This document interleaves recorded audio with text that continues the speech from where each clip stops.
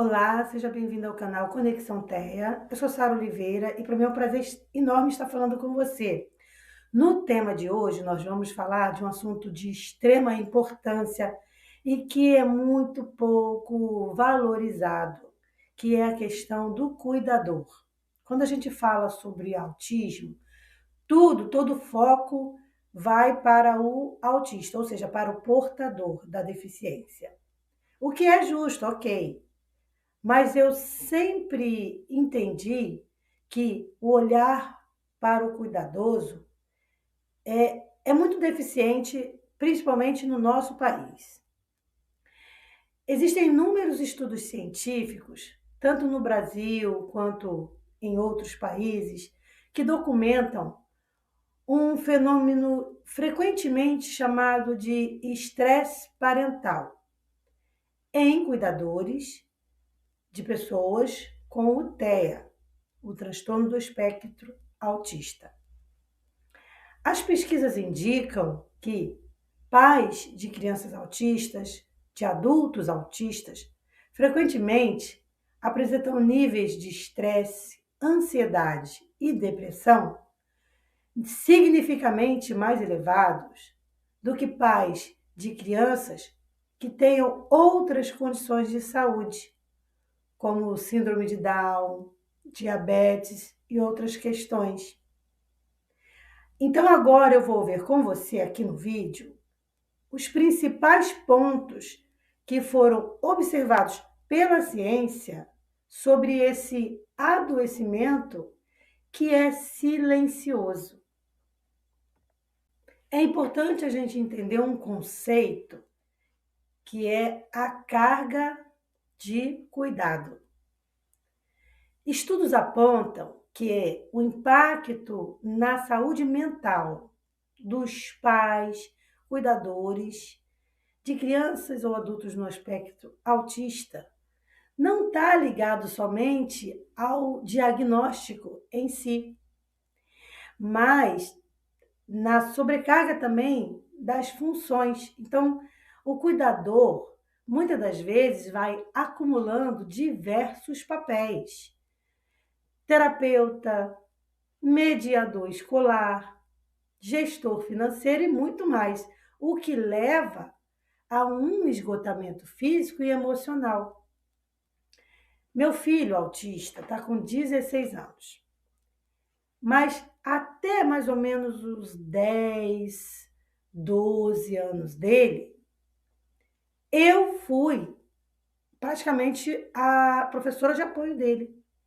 Então, eu vivi diversos momentos onde, muitas das vezes, eu tinha que estar dentro da sala, porque você, se você é pai ou mãe de criança autista, você sabe que você não vai se sentir tranquilo, não se sente tranquilo em deixar teu filho na escola sozinho. Briguei por cuidador durante todo o ensino do meu filho até o ensino, a completar o ensino fundamental.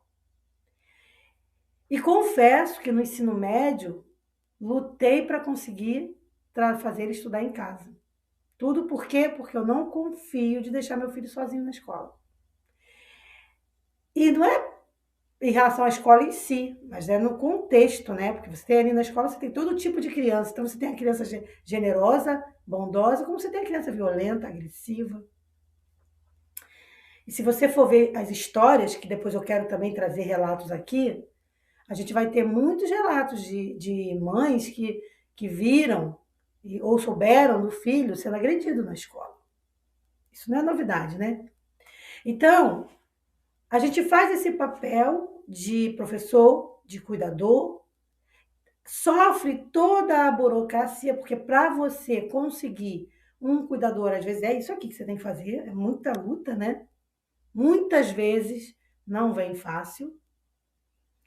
E outros papéis que você exerce também, por exemplo, dependendo do nível de autismo da criança, vai ter uma questão de medicamento mais necessária, de acompanhamento, então ali você tem que ficar ali com um médico, praticamente fazendo o papel ali de enfermeira, ou enfermeiro, né? Que é cuidando ali da medicação, aí acompanhando com um médico, um neurologista, para ver se aquela medicação está funcionando, se não está, se tem que aumentar a dose, se não tem, e nisso o que acontece? Vai esgotando o cuidador, a mãe, o pai, e ninguém vê. É um esgotamento que ninguém vê, que ninguém se interessa. Eu vou já te deixar uma dica aqui de imediato, se você é pai ou mãe de autista, e principalmente se você acabou de descobrir o diagnóstico. Cuide de você. Cuide de você.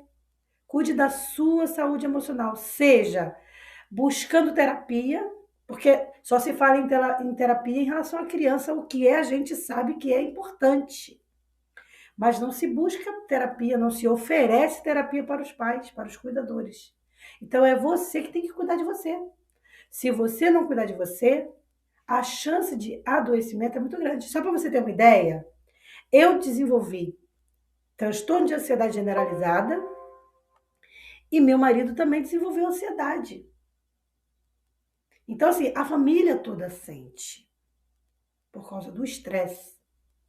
Então, é muito importante buscar o cuidado para o cuidador. Mas no Brasil, isso não é o foco. Então, quem tem que buscar o cuidado é você.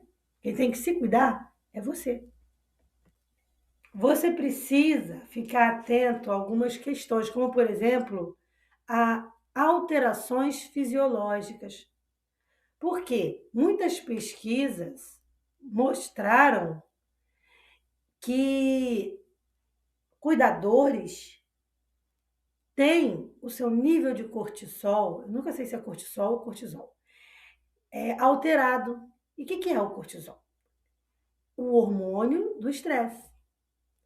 Então fica elevado. E essa elevação do nível de hormônio do estresse em mães de adolescentes e adultos no espectro autista é enorme.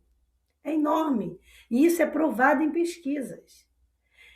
Então, os resultados dessas pesquisas mostraram que os perfis hormonais dessas mães e pais cuidadores, mas principalmente de mães, porque a maioria dos cuidadores de criança especial é mãe, né? Eram semelhantes a pessoas que sofreram combates de guerra, tá? Ou grandes traumas crônicos. E aí, qual é a consequência disso tudo? Leva à fadiga crônica, leva à baixa imunidade, e a gente sabe que baixa imunidade não é bom, porque nossa imunidade precisa estar elevada, precisa estar boa, e até mesmo a problemas cardiovasculares. Percebe como o que não é visto pela sociedade, pelos órgãos de cuidado, né, que deveriam ser de cuidados, que são os órgãos ligados à saúde. Tudo aquilo que eles não se atentam em relação ao cuidador acontece, está ali acontecendo na vista de todo mundo, mas ninguém está vendo. E às vezes nem o cuidador está se dando conta. Porque eu só percebi e descobri meu problema com ansiedade quando o meu corpo gritou. Porque o que é a ansiedade generalizada? É o grito do corpo, né? É um corpo que já está tão ansioso que ele chega no pico. E é exatamente isso que é a síndrome do pânico.